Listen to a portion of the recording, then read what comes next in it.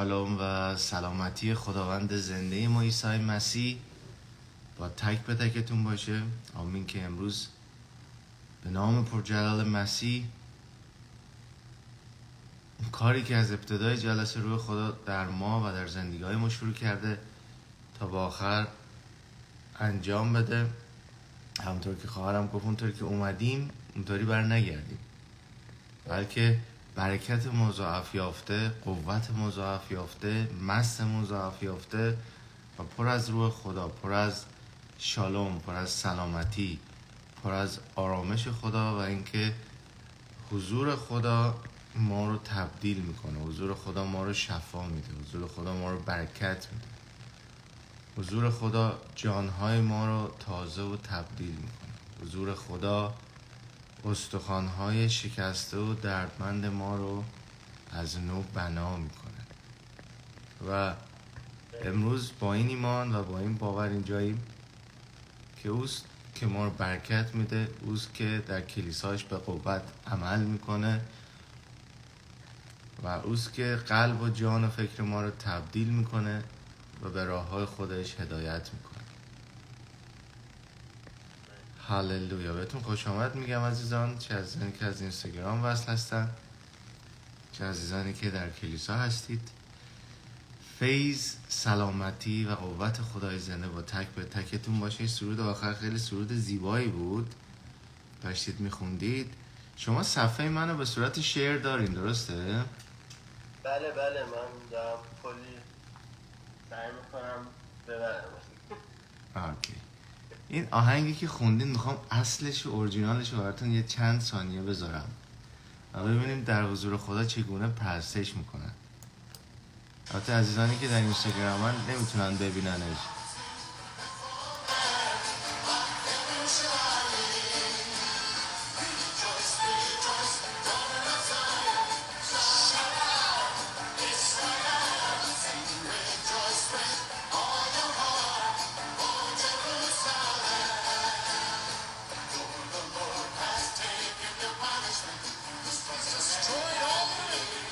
هاللویا.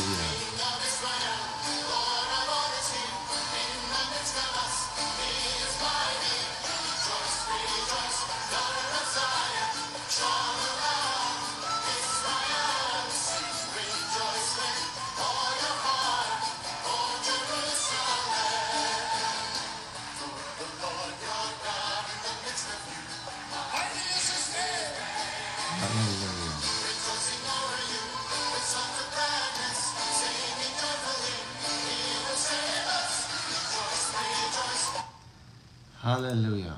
خدا رو شکر. این خیلی صداش میومد؟ آمین. بله میومد. آره، این حالا لینکشو میذارم. این خیلی قدیمیه، این اسمش پرستش در اورشلیم هست. من تازه ایمان آورده بودم، این کنسرت پرستشی بود. این آقا الان خیلی پیر شده، آقای پال ویلبر. این سرود خیلی زیباست، یعنی این پرستش خیلی زیباست و خدا رو شکر واقعا که میتونیم خدا رو بپرستیم در روح و راستی. خیلی خوش آمد میگم به تکتون عزیزان که هستید و خوشحالم که امروز با هم خدای زنده رو پرستیدیم و با هم میخوایم کلام زنده رو بشنویم. خب خوب هستین؟ حالتون چطوره؟ آمین. خدا رو شکر. آمین یا خوبیم؟ آمین. خوبیم. عالی. عالی. هاللویا. خدا رو شکر. منم شما رو میبینم، خیلی خوشحالم و خدا رو شکر برای وجودتون. خیلی جالب بود سرود آخر. داشتم قبل از اینکه سرود آخر رو بخونیم داشتم مزمور 84 رو نگاه میکردم، بعد این سرود گذاشتید، سرود آخر رو. سرود 84 میگه که جان من مشتاق صحنهای خداوند است. این مزمور پسران قوره، داوود اینو ننوشته، پسران قوره نوشتن این رو. میگه ای خداوند لشکرها، چه دلپذیر است مسکن تو یا خانه تو. جان من مشتاق بلکه مدهوش گشته است برای صحنهای خداوند. میگه دل من و پیکرم برای خدای زنده فریاد برمی آورد. کاری که شما الان اونجا داشتید میکردید، یا ما اینجا داشتیم از اینستاگرام داشتیم با شما پرستش میکردیم. میگه حتی گنجشک نیز برای خود خانه یافت و پرستو برای خیشتن آشیانه ای تا جوجه های خود رو در آن بگذارد. در جوار مذبح های تو ای خداوند لشکرها که شاه من و خدای من هستی. خوشا به حال آنان که در خانه تو ساکنند و همواره تو رو می ستایند، یعنی اون کسایی که همیشه در حضور تو هستن. خوشا به حال مردمانی که نیرویشان از توست و دلشان در شاهراهای تو. چون از وادی اشک ها می گذرند آن را به چشم ساران بدل می سازند و باران پاییزی نیز آن را به آبگیرها می پوشاند. منظورش برکاته. آبگیرها جایی که آب جمع میشه، جایی که برکت هست. از قوت تا به قوت پیش می روند، هر یک در پیشگاه خدا در صهیون حاضر میشن. این هنگی گذاشتم داشت اینو میگفت. زیون کلمه یه که حالا انگلیسی داره میگه زیون یعنی همون صهیون، جایی بود که قوم برای پرستش خدا اونجا میرفتن.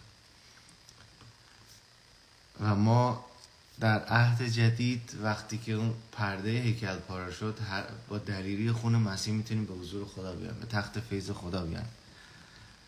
و این چقدر زیباست. لازم نیستی که به صهیون بریم فقط. ای خداوند خدای لشکرها دعایم رو بشنو. ای خدای یعقوب گوش فراده. خدایا بر سپر ما بنگر. من داره میگه که به پادشاه ما بنگر. به روی مسیح خود نظر افکن، زیرا یک روز، این یکی از قشنگترین آیه‌هایی که من همیشه براش دعا میکردم زمانی که تازه ایمان آورده بودم. یک روز در صحنهای تو بهتر از 1000 در هر جای دیگر. دربانی خانه خدایم را ترجیح میدم بر سکونت در خیمه های شرارت. زیرا یهوه خدا آفتاب و سپر است. یهوه لطف میکند و عزت میبخشد. میگه خدا آفتاب و سپر است. سپر معنی پادشاه میده. آفتاب هم میپوشانه کامل. او هیچ چیز نیکو را دریغ ندارد. از کیا؟ از آنانی که در راستی گام برمی‌دارند. ای خداوند لشکرها خوشا به حال کسی که بر تو توکل دارد. آمین. ما توکلمون بر خداست. درسته؟ هاللویا هاللویا. خدا رو شکر. هاللویا. چقدر عالیه. قوم اسرائیل میگه خوشحالیم که تو خدای ما هستی. و ما هم امروز خوشحالیم که تو خدای ما هستی. تو خداوند ما هستی. هاللویا. ما چند جلسه است داریم در مورد ثمر روحانی یا ثمرات روحانی صحبت میکنیم، چون خیلی مهمه که هر ایماندار، هر فرزند خدا در ایمانش، در زندگی روحانیش، در ارتباطی که با خداوند داره چیکار کنه؟ ثمر بیاره. و میخوام یادتون بیارم که من و شما بی ثمر نیستیم. من و شما که نجات یافتیم، شاید امروز اونجا نشستیم حالمون خوب نیست، خسته ایم، بی حوصله ایم، هفته سختی رو گذروندیم، خیلی حرفا شنیدیم، شاید قلبمون شکسته، خیلی درگیری ذهنی و فکری داشتیم، شاید خیلی فیزیکی کار کردیم، جسممون خسته است. شاید هفته پیش اومدیم کلیسا حالمون خیلی بهتر بود، امروز حالمون خیلی بده. خدا رو شکر، چون قراره حالمون خوب بشه. و ای میگفتیم چرا امروز حالم بده، چرا مثل جفه پیش نیستم، چرا امروز نمیتونم مثل قبل برکت بگیرم. شاید کسی گفته تو جلسه با خودش، اما ما داریم دنبال میکنیم که ما به عنوان فرزندان خدا، به عنوان وارثان خدا، به عنوان شاگردان باید ثمر بیاریم و در این ارتباط قوی و سالم با تاک یا با عیسی مسیح خداوند باشیم و زندگی بکنیم. میخوایم امروز در ادامه صحبت هامون و میخوام یه یادآوری کنم، هم تشویقتون کنم که امروز که اینجا هستید وسط هفتم یک بار دیگه جلسه رو ببینید، گوش بدید و اگر هم بتونید نوت بردارید خیلی خوبه، اگر نه دوباره جلسه رو ببینید، چون اجازه بدیم بیشتر و بیشتر در ما کاشته بشه و ثمر بیاره. میخوایم امروز نگاه کنیم که بعد از پژمرداری میگید چرا ما باید، چه هدفی هست، چرا من باید ثمر بیارم؟ من نمیخوام ثمر بیارم، دست خودتون نیست، باید ثمر بیاریم. بعد علی دست خودمون نیست، باید ثمر بیاریم. خدا رو شکر برای وجودتون. بعد علی هر دفعه خوشتیبتر از دفعه قبله. چی میگن؟ مثل همراه اوله. خدا رو شکر هر روز بهتر از دیروز. آمین. همه ما در مسیح هر روز باید بهتر از دیروز باشیم. آمین. با هم موافقین؟ هر روز بهتر از دیروز. اون عقب دانیال نشسته؟ بله دانیال حسام اشکان که موسا نشسته پشت قهقرقه. بله دیگه بقیه رو میبینم و خوشحالم برای اینکه هستید. هاللویا. پس میخوایم نگاه کنیم چرا باید ثمر بیاریم. منظور از این که ثمر بیارم، میوه بیارم، من محور صحبت ما غلاطیان باب 5 آیه 22 هست که داره درباره میوه‌های روحانی، در مورد ثمر روحانی صحبت میکنه. وقتی من و شما ثمر میاریم، یک درختی وقتی میوه میده داره حیات خودش رو آشکار میکنه. با هم موافقین؟ که حیاتی که این داره در این سیب تولید کرده، حیاتی که این داره درش پرتقال، و حیات داره که میوه داده. درخت خشک نیست، درخت بی ثمر نیست. به به، ما بالاخره کاکوی دلها رو هم دیدیم. خدا رو شکر. خوش اومدی عزیزم. وقتی من و شما ثمر میاریم، از این جلو هر کسی که نشسته تا آخر، عزیزایم که در اینستاگرام هستن، وقتی ثمر میاریم مسیح در زندگی ما متجلی میشه، جلال پیدا میکنه، آشکار میشه و دیگران میبینن که حیات ما از کجاست. اون اصل حیات ما از مسیحه. هر میوه‌ای که از یک گیاهی تولید میشه حیات اون رو آشکار میکنه، یه جلوه‌ای از حیات اونه. پس به همین شکل ما به عنوان اعضای بدن مسیح خیلی طبیعیه که زیبایی کامل اون سیرت مسیح، اون ثمردهی مسیح از ما آشکار بشه. آمین. از من و شما، از همه شمایی که اونجا هستید، هیچ کی مجزا نیست، هیچ کی جدا نیست. این نیستش که من تازه امروز ایمان آوردم، ربطی نداره. این وقتی ما نجات رو میابیم باید ثمر بدیم و خدا میخواد که ثمر بدیم. آمین. میخوام سوال بپرسم، هدف زندگی شما چیه؟ یکی میگه میخوام خونه دار شم، یکی میگه میخوام شوهر پیدا کنم، یکی میگه میخوام زن پیدا کنم، یکی میگه میخوام ماشین داشته باشم، یکی میگه میخوام برم کشور دیگه مهاجرت کنم. هر کسی یک چیزی داره. اما میخوام اینو بگم، آیا خدا شما رو نجات داده یا نه؟ آمین. آمین. اما فقط به خاطر این نجات نداده که ما هفته‌ای بیایم چند ساعت تو کلیسا بشینیم یا از اینستاگرام واسشیم. نه.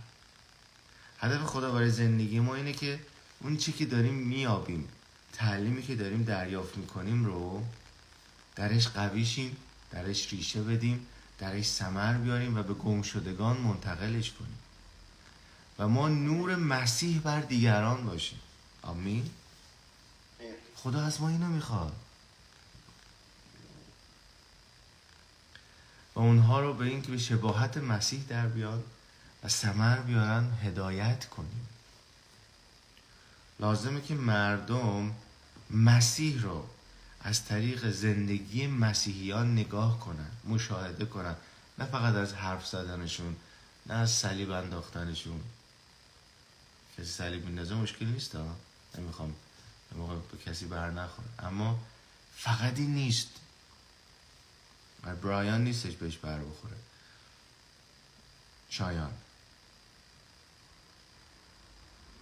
شاید زندگی ما، زندگی من و شما، زندگی کی؟ من و شما تنها کتاب مقدسیه که یک شخص تا تمام عمرش فرصت کرده بخوندش. این خیلی مهمه. شاید زندگی من و شما تنها کتاب مقدسیه که تنها چیزیه که اون شخص میتونه ازش بفهمه خدای کتاب مقدس کیه یا مسیح کیه، از زندگی من و شما. با هم موافقین؟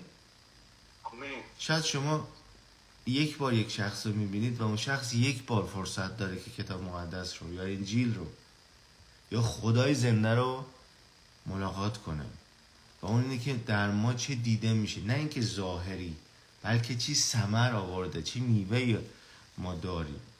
زندگی وقف شده به مسیح یک نوع محبتی رو آشکار میکنه که اون نسبت به مردم داشت. وقتی ما زندگیمون رو به خدا وقف میکنیم یک محبتی در ما میاد، مثل خود عیسی مسیح که نسبت به مردم اون محبت رو داشت. اون موقع محبت رو داریم، چشمانمون نیازهای اونها رو میبینیم. چشمای ما نیازهای اونها رو میبینه. لازم نیست گوش ما دهن اونها رو بشنوه که نیازشون رو متوجه شیم. چشمای ما کافیه که نیازهای اونها رو میبینه. ببخشید. اینجا میگم bless you، برکت بیابی.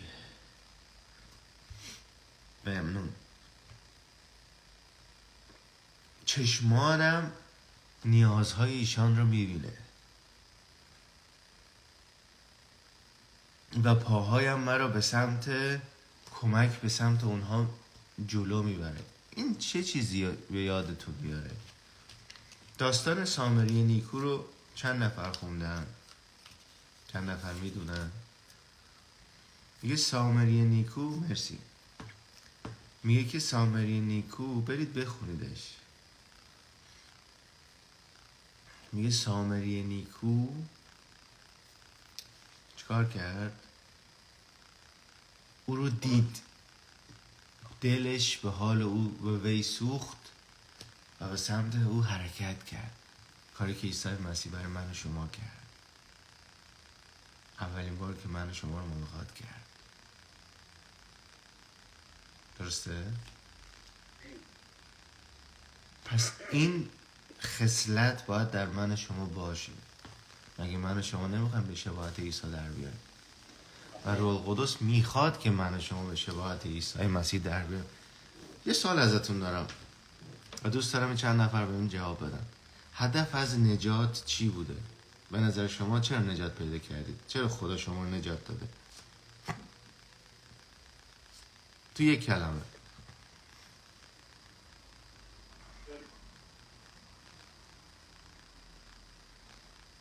رابطه با خودش و پیشبرد پادشاهیش. مرسی. بگید، اشکال نداره. به شباهت عیسی مسیح در اومدن، نشان خداوند در اومدن. دیگه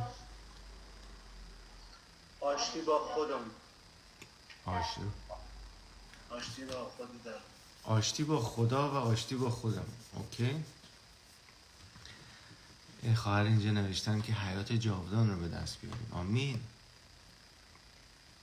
اما اولین و مهمترین هدف از این که من و شما گناهانمون پاک شد، یعنی نجات یافتیم و عادل شدیم، پارسا شدیم، گناهانمون پاک شد، میدونید چیه؟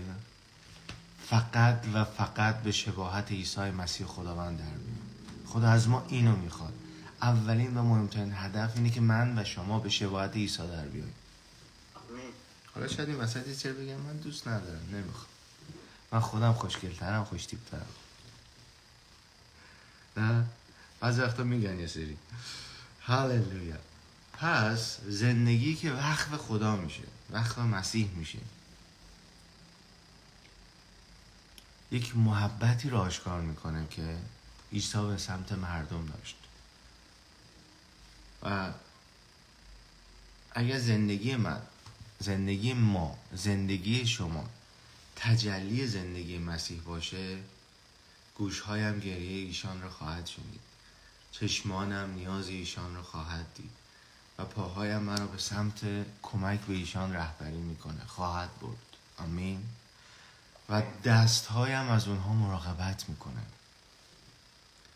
این شکلی راه تبدیل من و شما، هر کسی که به عیسی مسیح خداوند ایمان داره و باید ثمر بیاره و اینو متوجه شده و زندگیشو وقف خداوند، زندگیشو سپرده به خداوند و تسلیم خداوند کرده، یک بار دیگه میگم یک نوع محبتی رو آشکار میکنه که اون عیسی نسبت به مردم داشت. اگر زندگی ما تجلی زندگی مسیح باشه، گوشهایم گریه هاشون رو خواهد شنید، چشمانم نیازهاشون رو خواهد دید و پاهایم مرا به سمت کمک به ایشون خواهد برد و دستهایم از اونها مراقبت خواهد کرد. و این شکلی ما مجرای حیات مسیح میشیم به دیگران. آمین. شما مجرای این میشید که حیات مسیح از سمت شما به دیگران میره. هاللویا. دوست داریم؟ دوست دارید؟ من که دوست دارم. شما دوست داریم؟ و از طریق ما به اونها خدمت میکنیم. خدا از طریق ما دیگران رو خدمت میکنه. خدا از طریق شما دیگران رو خدمت میکنه. کافیه که اینو باور کنید.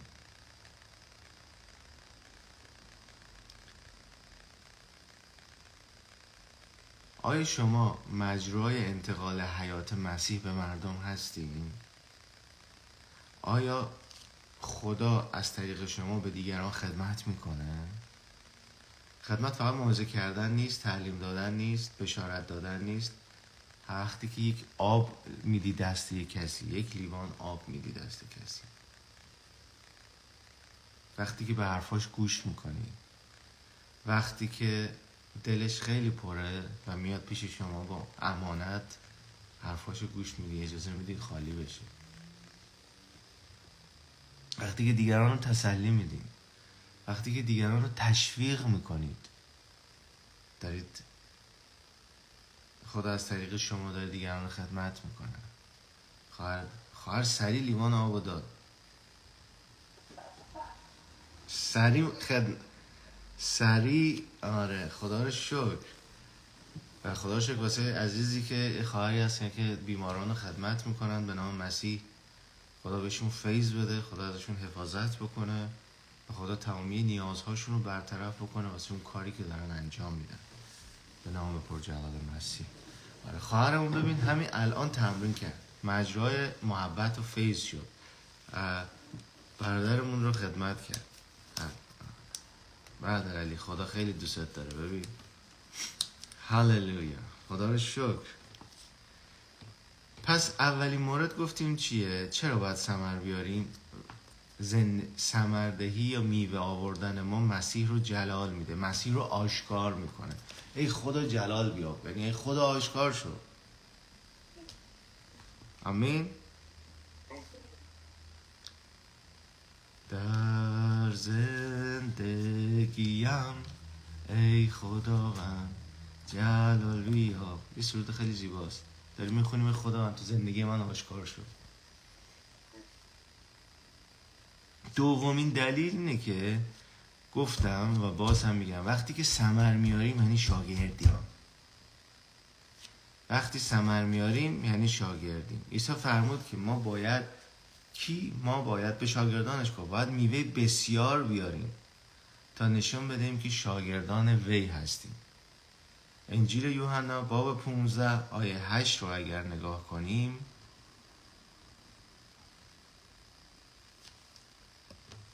انجیل یوحنا باب 15 آیه 8.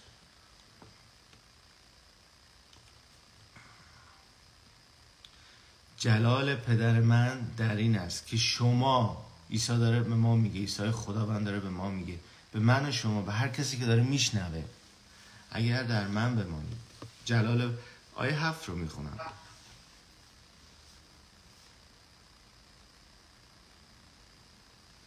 اگر در من بمانید و کلام من در شما بماند، هر آنچه میخواهید درخواست کنید که برآورده خواهد شد.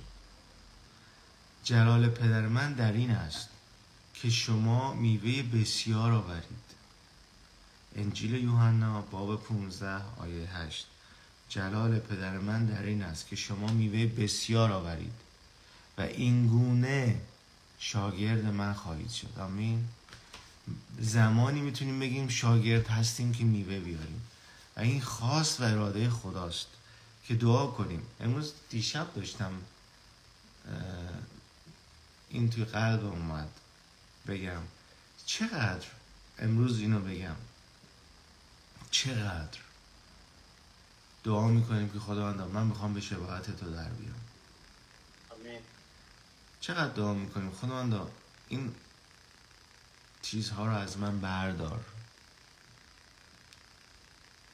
چقدر دعا میکنم خداوندا میخوام که در تو زورآور شم، در تو دلیر شم، در تو قوی شم. ایمانم رو تقویت کن، ایمانم رو برکت بده. چقدر دعا میکنیم برای خودمون، برای خودتون دعا کنید. خداوندا میخوام صدای روح تو رو بشنوم. خداوندا میخوام که به من مکاشفات بدی از کلامت، به من روح تشخیص بدی. دوست ندارید اینا رو داشته باشید؟ کسی هست دوست نداشته باشه؟ پس براش دعا کنید، چون میگه باید با غیرت بطلبیم. خداوندا میخوام امروز دست تو باشم، امروز اون مجرا باشم.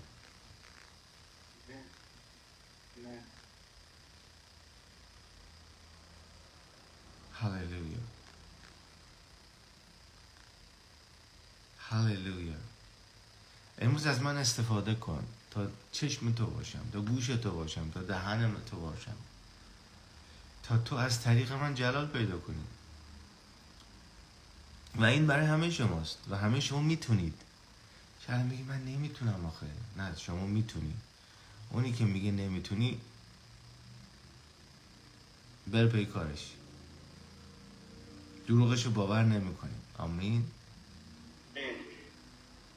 هاللویا، هاللویا. پس اینگونه شاگرد او هستیم که ثمر میاریم. عیسی گفت هر شاگردی که کاملا تعلیم یافته باشد شبیه به معلمش خواهد شد. پس خیلی مهمه که ما تعلیم بیابیم. خیلی مهمه که هر فرصت تعلیمی رو از دست ندیم. از دست ندیم. در لوقا باب 6 آیه 40 میشه بخونید؟ باب 6 آیه 40 برادر جان. بله.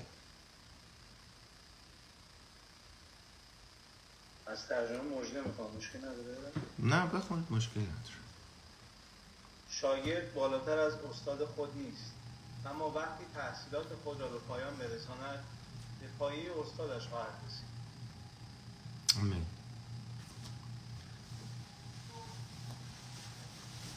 میخوام اینو به شما بگم، فقط کافی نیست که من و شما بگیم من یه مسیحیم، من عیسی رو پذیرفتم، من ایمان دارم و من یه مسیحیم. این کافی نیست. عیسی مسیح میخواد که من و شما در اون میوه بیاریم. آمین. این وقتی میوه میاری یعنی که از اون کلام و تعلیم یافتی و شاگرد او هستی. و داره نشون این رو میده که ما فراتر از تولد تازه داریم رشد میکنیم و حرکت میکنیم. ثمر آوردن یعنی این که مسیح حقیقتا خداوند زندگی شماست، حقیقتا خداوند زندگی ماست. آمین. مورد سوم، وقتی که من و شما ثمر میاریم، ثمرات روحانی در ما دیده میشه، باعث برکت دیگران میشیم. یعنی اینکه باعث هدایت بی ایمانان به سوی نور مسیح میشیم و باعث برکت سایر ایمانداران هم میشیم. کسی که صبوره، کسی که محبت داره. میشه غلاطیان باب 5 آیه 22 رو یه بار دیگه نگاه کنیم؟ غلاطیان 5 رساله غلاطیان باب 5 آیه 22. بخونم برادران. بله. اما ثمره روح محبت، ببخشید، شادی، آرامش، صبر، مهربانی، نیکویی، وفاداری، فروتنی و خویشتن‌داری است. آمین. هیچ شدتی مخالف اینها نیست. آمین. اینها باید در من شما دیده بشه. ببینیم چقدر در من شما دیده میشه. حالا تو ترجمه قدیم وفاداری و ایمان هم میگه. و گزینه 4، وقتی که ما ثمر میدیم خدا رو جلال میده. میوه های ما خدا رو جلال میده. عیسی مسیح خداوند در انجیل یوحنا باب 15 آیه 8 در انجیل یوحنا باب 15 آیه 8. مرسی که چشم میندازیم به آیه ها و نگاه میکنیم. یوحنا باب 15 آیه 8 عیسی فرمود جلال پدر من آشکار می شود به اینکه میوه بسیار آورید. یوحنا باب 15 آیه 8. جلال پدر من آشکار می شود به اینکه میوه بسیار آورید. چند هفته است بهتون تشویقتون کردم و باز هم تشویقتون میکنم انجیل یوحنا رو بخونید. عزیزان، ثمردهی روحانی یا میوه روحانی یا ثمر روحانی، میدونید نتیجه چیه؟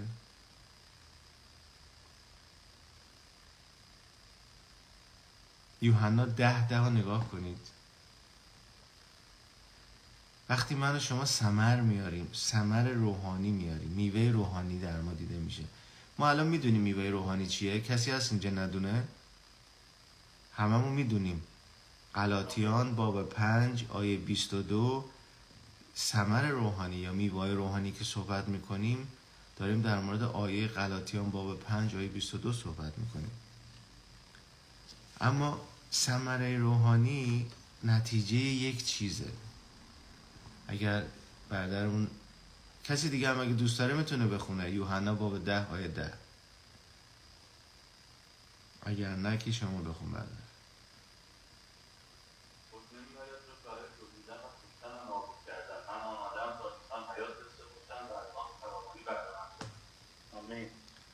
آمین. حالا من میخوام با یه ترجمه دیگه براتون بخونمش اگر اجازه بدید. یوحنا 10 همین دقیقا این کلمه رو توش ببینیم.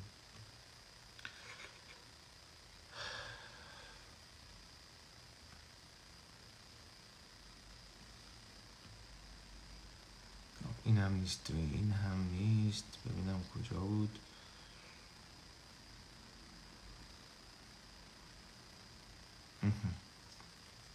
اونجا که میگه به طور زیاده تر، یعنی به طور وافر، فراوان. و نتیجه ثمره روحانی یا میوه روحانی نتیجه اون حیات وافره، اون حیات مسیح که میگه بیایید زیاده تر بیابید. امروز هم به شما میگه بیایید حیات مسیح رو بیشتر و بیشتر داشته باشید. آمین. وقتی اجازه میدیم من و شما وقتی اجازه میدیم که حیات مسیح به وسیله من و شما آشکار میشه، مردم اثرات اون رو نگاه میکنن، مشاهده میکنن، میبینن و باعث جلال خدا میشه. انجیل متی باب 5 آیه 16 رو نگاه کنیم. برادر میشه بخونیم؟ انجیل متی باب 5 آیه 16، چون دارم دونه دونه چیزایی که میگم میخوام از کلام خدا ببینیم. انجیل متی باب 5 آیه 16. پس بگذارید نور شما بر مردم بتابد تا کارهای نیکتان را ببینند و پدر شما را که در آسمان است آمین. بستایند. پس کارهایی که ما میکنیم، وقتی اجازه میدیم حیات مسیح به وسیله ما آشکار بشه، مردم اون اثراتش رو میبینن و باعث جلال خدا میشه، خدا رو خواهند ستود. و میخوایم الان در ادامه صحبتمون نگاه کنیم که چه جوری من به عنوان فرزند خدا، به عنوان کسی که نجات یافتم، به عنوان شاگرد عیسی، شاگرد خداوند، چه جوری میتونم ثمر بیارم. بعد پژمان داری اینا صحبت میکنی، میگی چند هفته است داری میگی من چه جوری میتونم ثمر بیارم. شاید یه سری الان بیشتر به اون اشتیاق و به اون رسیدن و دعا میکنیم که تا آخر جلسه روح القدس بیشتر و بیشتر قلب ما رو و روح ما رو مشتاق بکنه به اینکه ثمر بیاریم. اون ثمر کامل یا اون حصاد کامل میخوایم ببینیم چجوری به دست میاد. اگر بخواید من و شما یک درختی بکاریم و ازش مراقبت کنیم و بخوایم محصول خوبی به وجود بیاره، فقط همینطوری ولش میکنیم به امان خدا که خودت بزرگ شو، سیب بده، پرتقال بده، گیلاس بده، اینقدر زردالو بده، اینقدر، همینطوریه؟ اگه اینطوری بود که کشاورزی آسان ترین کار روی زمین بود. یه گلی که میوه نمیده رو شما تو خونتون دارید، این مراقبت میکنید آفتاب بهش بخوره، آب زیاد ندم، روشش نپوسه، این نشه اون نشه، این کجش میکنیم راستش میکنیم، غیر از اینه. پس اگر بخوایم درخت محصول خوبی به بار بیاره باید از اون مراقبت کنیم. من و شما باید از ایمانمون مراقبت کنیم.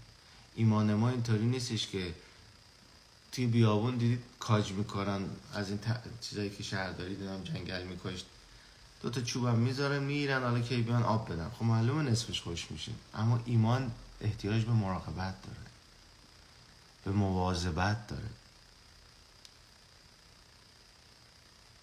توی زندگی روحانی ما این اصل صدق میکنه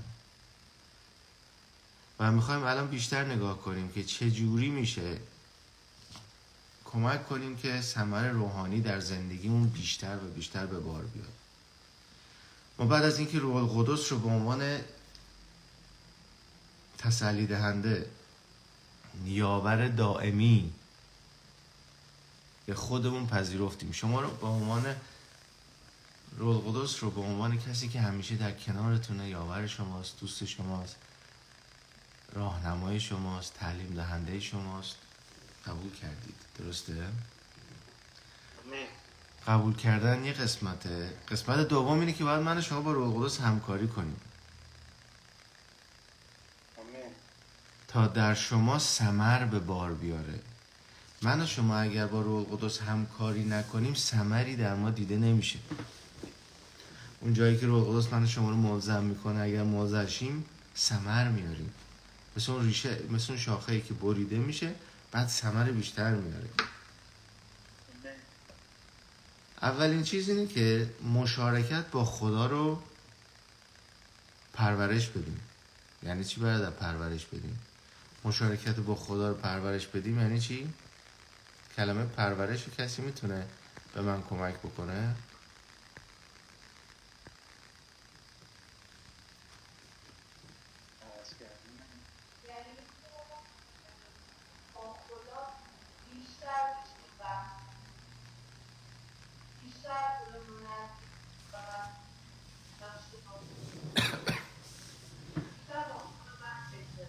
مرسی.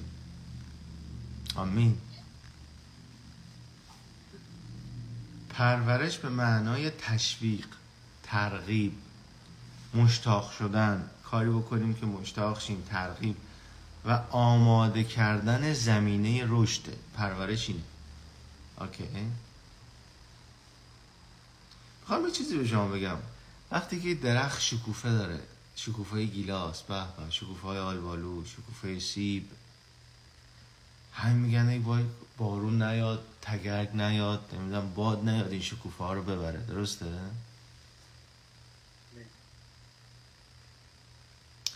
شکوفه داره میگه که میخواد میوه بیاد.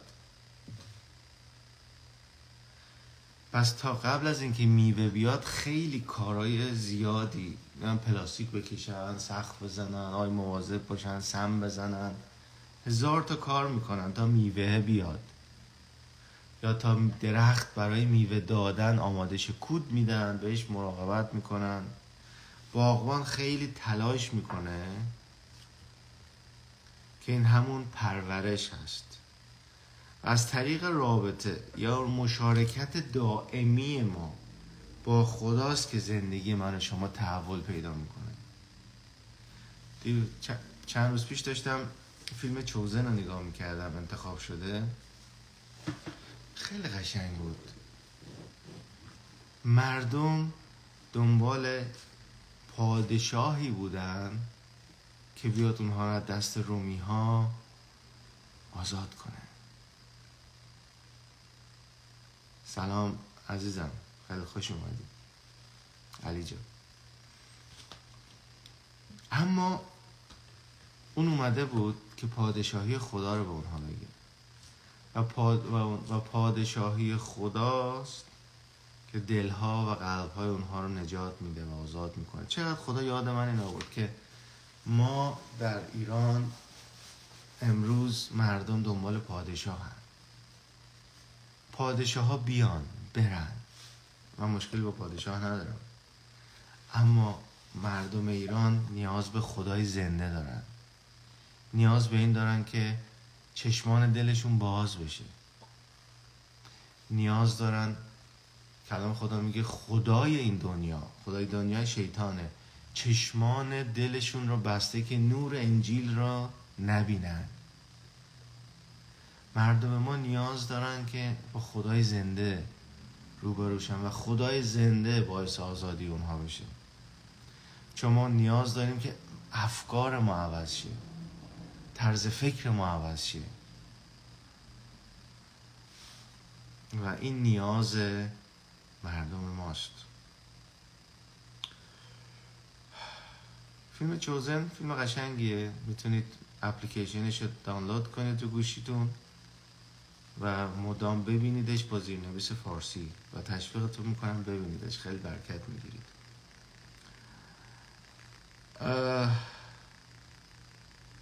پس از طریق رابطه یا مشارکت دائمی ما با خداست که زندگی ما تبدیل میشه، متحول میشه و شروع میکنیم در مسیر ثمردهی و رشد کردن. آمین. شما فرزندای خدا رو میتونم دستشون رو ببینم؟ هاللویا، ما فرزندان خدا هستیم. ما میتونیم از مشارکت خیلی مبارک با خدای پدر و پسرش عیسی مسیح و روح القدس همواره بهره مند شیم. آمین. اول قرنتیان باب 1 آیه 9 رو میشه بخونیم؟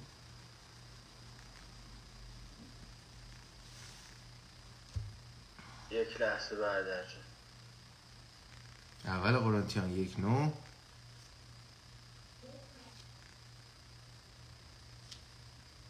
آمین. از خدایی که شما را به رفاقت با پسرش خداوند ما عیسی مسیحی فراخوانده است. آمین. امین است این خدا. امین. در اول یوحنا باب 1 آیه 3 کلام خدا میفرماید که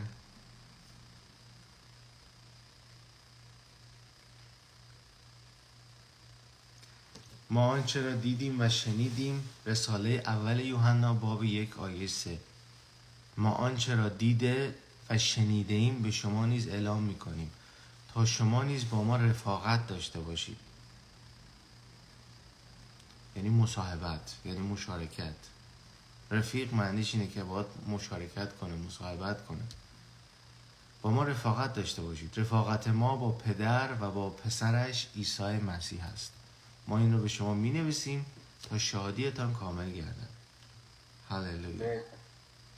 پس من و شما در مشارکت دائمی هستیم اگر بخوایم. یعنی اینطوری میخوام به شما بگم، این آفتاب هست تا زمانی که شما بخوای بیای زیرش و همیشه باشی. این مشارکت همیشه هست. اما این مشارکت رو میتونیم از طریق اینکه وقت بذاریم دعا کنیم، در حضور خدا پرورش بدیم.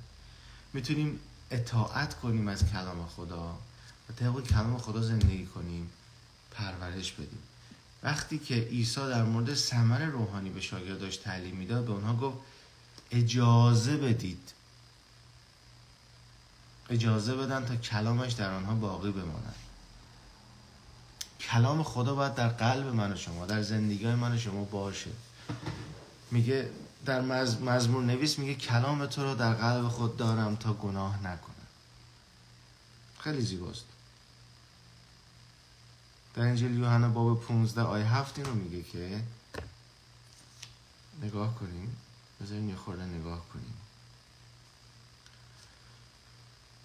انجیل یوحنا باب 15 آیه 7.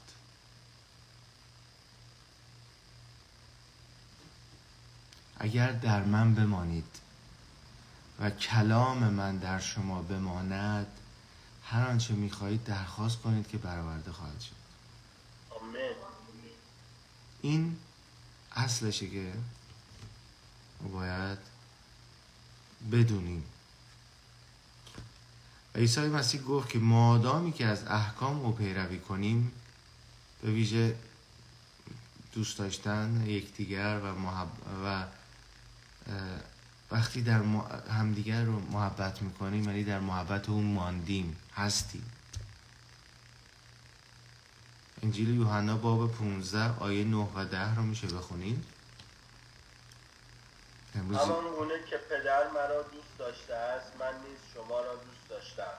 در محبت من بمانید. اگر احکام مرا نگاه دارید، در محبت من خواهید ماند، چنان که من احکام پدر خود را نگاه داشتم و در محبت او میمانم. یکی از راههایی که کلام محبتمون زیاد شه اینه که کلام خدا رو در قلبمون داشته باشیم. وقتی طبق کلام خدا زندگی میکنیم، محبت خدا در ما بیشتر و بیشتر میشه، چون داریم در او میمانیم، داریم طبق کلام عیسی مسیح خداوند زندگی میکنیم. اینا کلیداییه که به زندگی من و شما کمک میکنه که یهو خیلی عالی در ایمانمون جهش کنیم و پیش بریم. خیلی ساده است اما خیلی اساسیه. شما یه قرمه سبزی رو که میپزید، الان همه گشنه‌شون میشه، ببخشید، اما وقتی یه قرمه سبزی درست میکنید خیلی ساده است. آب میریزم توش، اما اگه آب نباشه قرمه سبزی خوشمزه نیست. این چیزها شاید میگید برادر پژمان چی داری میگی، اما بسیار اساسیه و باید بهش برگردیم. ما باید در کلام خدا بمانیم، نه اینکه آدمای مذهبی باشیم، نه اینکه فقط کلام خدا رو از حفظ کنیم، نه، منظوری نیست.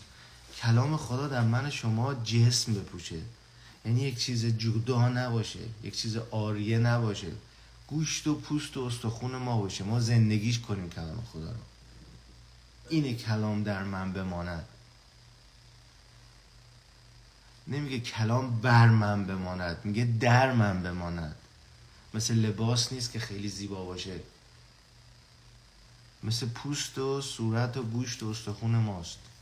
در من ماندن یعنی این کلام خدا در ما بماند، یعنی زندگیش کنیم. آنچه که به عنوان کلام خدا میدونیم رو زندگی بکنیم. اطاعت ما از کلام خدا این نتایج رو به بار میاره و من و شما مشارکت و محبت خدا رو تجربه خواهیم کرد.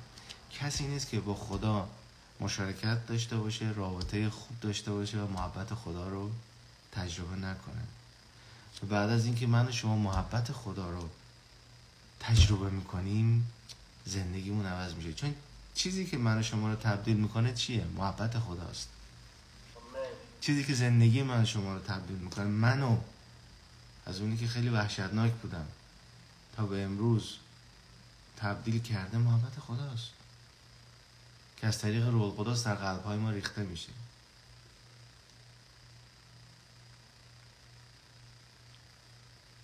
و زندگی من و شما به دلیل میزان رابطمون با خدا پرثمر میشه. دومین چیزی که به ما کمک میکنه که پرثمر شیم و میوه بیاریم، یاد چیزا افتادم. جاده شمال میرفتی، پرتقال تابستونی داشت، خیلی هم آبدار و شیرین، نه برادر علی؟ بعد رضا ترجمه کن. میگم مازندرانه. حالا دیگه شما مازندرانی ها رو دوست نداری، ولی خدا میخواد که قلب ما نسبت بهشون شفا پیدا کنه. شوخی میکنم، برادر علی عزیز ماست، ولی خب دیگه هر گلی یه بویی داره، یه خاری داره برادر علی.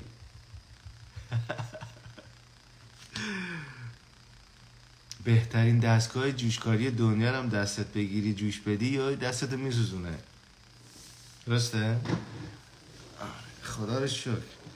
پس دومین چیز اینه که بکوشیم تا با سایر مسیحیان، برادران و خواهرانمون مشارکت کنیم، مشارکت برقرار کنیم. باغبان دوست داره و معمولاً میخواد که درختایی که یک نوع میوه تولید میکنن در یک منطقه از باغ باشن. شما اگه باغ داشته باشی، یه دونه گیلاس، یه دونه گلابی، یه دونه سیب نمیکاری، میگی این قسمت درختای سیبه، این قسمت گلابیه، این قسمت نمیدونم هلوه. چون میخوای بچینی نمیتونی، یه دونه از این یه دونه از این نمیشه که. درسته؟ پس سعی میکنه در یک نقطه از باغ در کنار هم قرار بده و اینطوری میدونه به کدومشون باید چه کودی بده، به کدومشون چه سمی بده. نمیتونه سم اینو به سم اون بزنه. ما هم از طریق مشارکت با مسیحیان تشویق میشیم که زندگی روحانیمون رو محکم کنیم، قوی کنیم. و بعدش من و شما هم هستیم که باعث میشیم زندگی دیگران قوی شه و محکم شه و تشویق شه. آمین. خیلی از شما هستید که زندگیتون در کلیسا تشویق شد، در رابطه‌هایی که داریم تشویق شد و شما الان امروز دارید خیلی ها رو تشویق میکنید. شما دارید باعث تحکیم ایمان خیلی ها میشید، باعث بنای دیگران میشید، باعث تسلی دیگران میشید. آمین. این خواست خداست. این خواست خدا برای من و شما در مسیح عیسی است و چقدر عالیه. در اعمال باب 2 آیه 46 میگه مسیحیان اولیه هر روز با هم مشارکت داشتن. نه که فقط حرف الکی میزنن، با هم مشارکت داشتن. میگه با عطایایشون هم دیگر رو خدمت میکردن، نان پاره میکردن، یعنی داشتن عشا میگرفتن. خیلی زیباست. و هفته دیگه به فیض خدا شام خداوند خواهیم داشت و مشارکت خواهیم کرد. به فیض خدا از ماه دیگه ماهی 2 بار میخوایم مشارکت کنیم و شام خداوند داشته باشیم. هاللویا. پس جای تعجب نیست که زندگی شاگردان اولیه خیلی شهادت‌های قوی داشت در انجیل و اطرافیانشون رو تشنه نجات میکرد. چه چیزی زندگی برادرم حمید رو عوض کرده، چه چیزی زندگی خواهرم رو عوض کرده، چه چیزی زندگی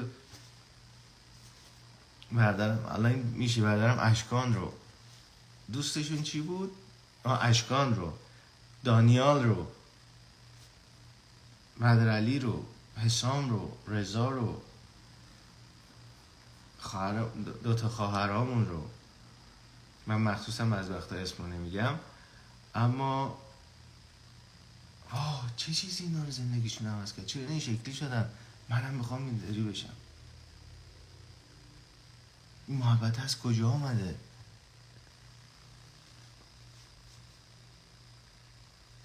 اطراف زندگی ما باعث مردم تشنه نجات میشن. زندگی من و شما این کار رو میکنه.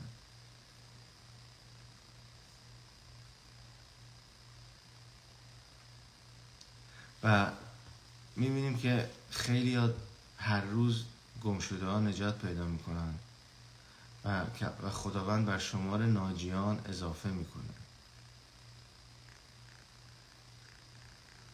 مثلا تو کسایی که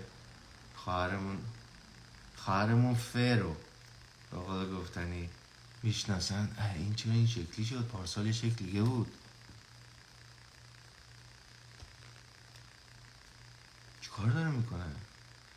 مخصوصا خانوما میگن چیکار کردی؟ موهاتو کجا رنگ کردی؟ نمیدونم کجا رفتی لاک زدی؟ خانوما خیلی دقت میکنن، ولی تو اینم خیلی دقت میکنن. چی شده این دیگه اینطوریه؟ نگفتم خواهر؟ هاللویا. مسیح اینطوری جواب پیدا میکنه تو زندگی ما.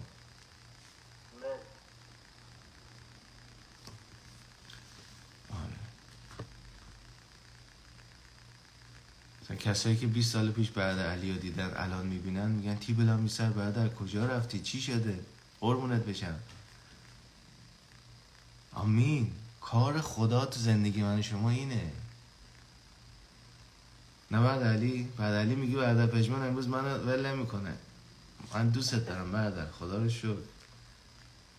چه رنگ مورد علاقه منم پوشیدی تو چشم میاد. دقیقا همین رو می‌خواستم بگم. هاللویا، خدا رو شکر. سومین مورد اینه که چیزایی که به من و شما کمک میکنه که رشد کنیم. وقت داریم؟ یه خورده وقت داریم. بله وقت هست. خدمت رهبران خدا ترس رو بپذیریم، اجازه بدیم ما رو خدمت کنن و ازشون تعلیم بگیریم و ازشون اطاعت کنیم. خدا رهبران به کار میبره تا قومش رو تغذیه کنه. در افسوسیان باب 4 آیه 11 تا 13 رو میشه بخونیم. البته میگم براتون، میگه خدا به کلیسایش داد رسولان، انبیا، مبشرین، شبانان و معلمین در کلیسا که قوم خدا رو تجهیز کنن و بنا کنن واسه کار مقدس. میشه بخونیدش؟ افسوسیان. مرسی. که بخشید برخی را به عنوان رسول، برخی را به عنوان نبی، برخی را به عنوان مبشر و برخی را به عنوان شبان و معلم تا مقدسین را برای کار خدمت آماده سازند. چیکار کنن؟ تا مقدسین را برای کار خدمت آماده سازند. مقدسین خدا رو میتونم دستاشون رو ببینم؟ شما مقدسین خدا نیستین؟ هستین. آمین. ما مقدسین خدا هستیم. ما میایم کلیسا تعلیم میگیریم برای به جهت خدمت به دیگران. زندگی من مال من نیست فقط، اینو باید در ما جا بیفته. زندگی من مال من نیست، مال همسر و زنم هم نیست، بچم هم نیست، فقط مال خانوادم هم نیست. زندگی من برای خداست. این یعنی تسلیم شدن. در اول قرنتیان من میخونم خودم 3:6 ببخشید. میگه من بذر رو کاشتم، اپولوس آن را آبیاری کرد، اما خدا بود که موجب رویش آن شد.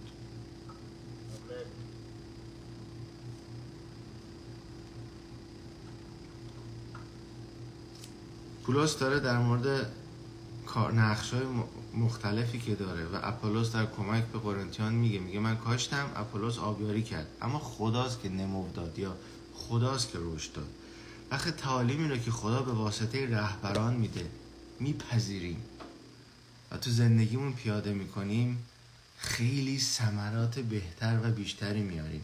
چون چیزی که افراد، من خودم همیشه همینم، وقتی کسی تجربه خدمتی، تجربه زندگی روحانیش رو به من میده، من مثل یک اسفنج، مثل یک گوش اینقدری میپذیرم، چون اون رو در طی سالها تجربه به دست آورده، ولی من میتونم در یک دقیقه به دستش بیارم، من میتونم زندگی کنم و 10 سال جلو بیفتم.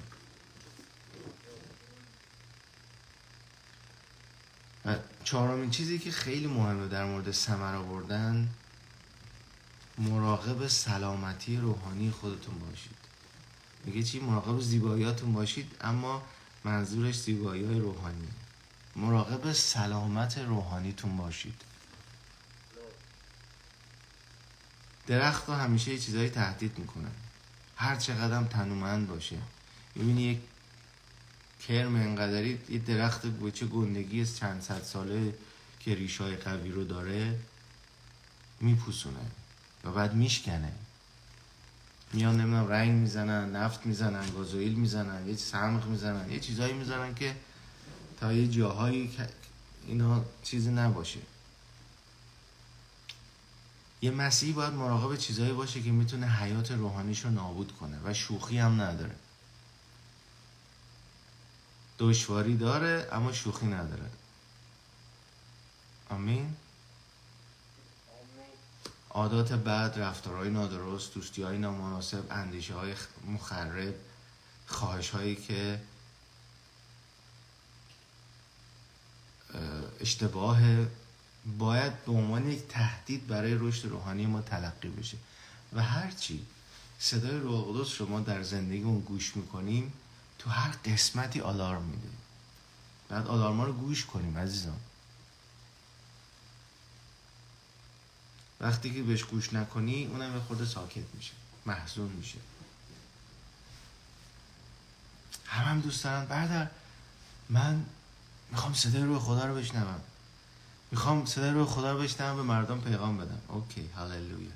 اما اگر اول صدای روح خدا رو شنیدی و تو زندگی خودت عملش کردی، انجامش دادی، باعث اجازه دادی، وقتی که روح خدا تو رو ملزم کرد، تو رو هدایت کرد، عمل کردی، بزرگترهاش رو هم میبینی. آمین. بعد رضا خوبی؟ رضایی که عقب نشسته امروز زیاد فکر میکنی. هنگام وقتی که قوم اسرائیل وارد سرزمین موعود شد، یعنی کنعان، یه سری اقوام شریر اونجا زندگی میکردن، باید اونا رو از بین میبردن و این نقشه خدا بود. اما قوم اسرائیل این کار نکرد.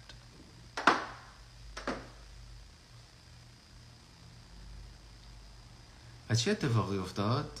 در مزمور 106 آیه 34 تا 36 رو بخونیم. مزمور 106 آیه 34 تا 36. اسرائیلیان به راه‌های شریرانه اون قومی که خدا گفته بود بکش و نکشتن گرفتار شدن. چیزایی که تو زندگی روحانی ما هست، اگر خدا نشونمون میده که برش دار، امروز ازش آزاد شو، دیگه اونو نکن، وقتی گوش نمیدی اسیر و گرفتارش میشی. این نمونه اونه. مزمور 106 آیه 34 تا 36 میشه بخونید؟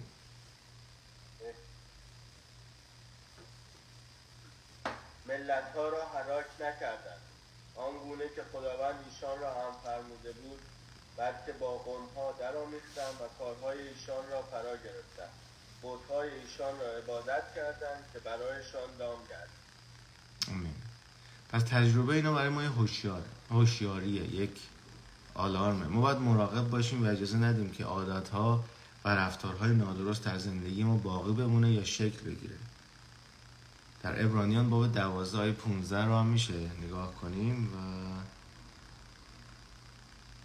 دیگه داریم تموم میشه.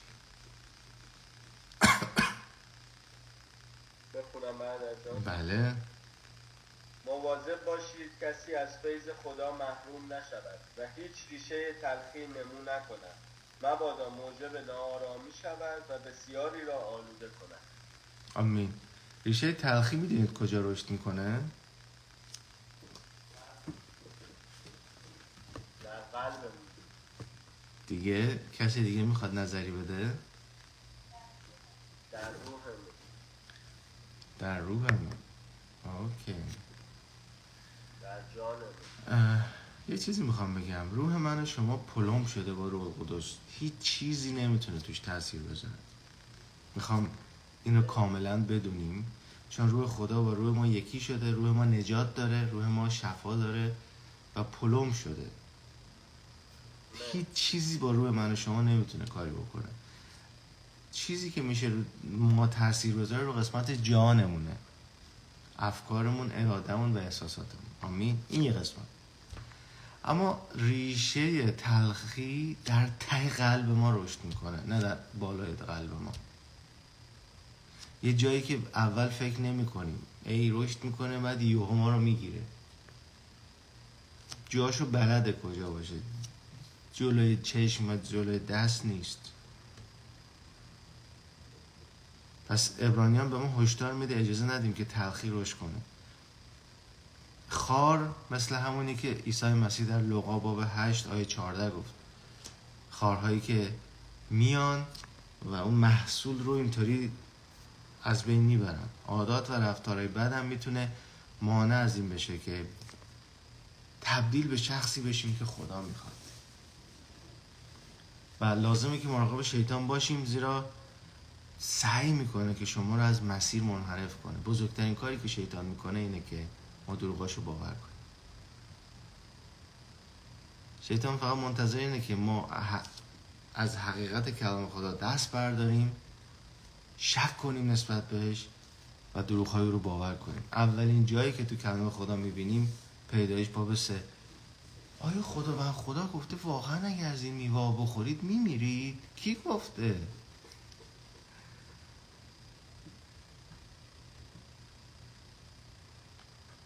اون میخواد که ما از مسیر منحرف شیم، میخواد که ما از تسلیم روح القدس سر باز بزنیم، تسلیم روح القدس نشیم و اون نمیخواد که من و شما شبیه مسیح باشیم. چون وقتی من و شما شبیه مسیح هستیم، ملکوت و پادشاهی خدا داره روی زمین حرکت میکنه. آمین. عیسی مسیح خیلی قشنگ گفت جایی که به انگشت من دیوها بیرون میرن، بدونید اونجا پادشاهی خداست. هللویا. اون نمیخواد که مسیح رو بر ما دیده بشه، شبیه مسیح شیم، و نمیخواد که عیسی مسیح خداوند زندگی و سرور زندگی ما باشه، مالک زندگی ما باشه. آمین. امیدوارم که بهتون کمک کرده باشه، باعث برکتتون شده باشه. به نام عزیز عیسی مسیح. ما وقتی داریم یا وقتی نداریم؟ بله وقت است. هاللویا. چند دقیقه؟ کلاً 20 دقیقه وقت داریم. هاللویا. کورا باشی بسته. به نام عزیز عیسی مسیح.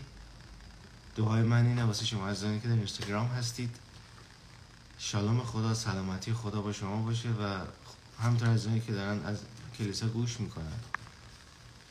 به نام عزیز عیسی مسیح، خداوند بر حسب دولت پرجلالش در مسیح عیسی تمامی نیازهای شما رو رفع بکنه. نیازهای مالیتون، نیازهای عاطفی، احساسی، خانوادگی، کاری، مهاجرتی، هر نیازی، خدمت، هر نیازی رو رفع بکنه به نام عزیز عیسی مسیح. هاللویا. هاللویا. خدا رو شکر میکنم، باهاتون خداحافظی میکنم عزیزان. از اینکه در اینستاگرام هستید، فیض خدا با همه شما باشه تا فرصت دیگه که ما بیشتر و بیشتر حقیقت رو بشناسیم و حقیقت ما رو آزاد بکنه. به نام عزیز عیسی مسیح وقتاتون مبارک.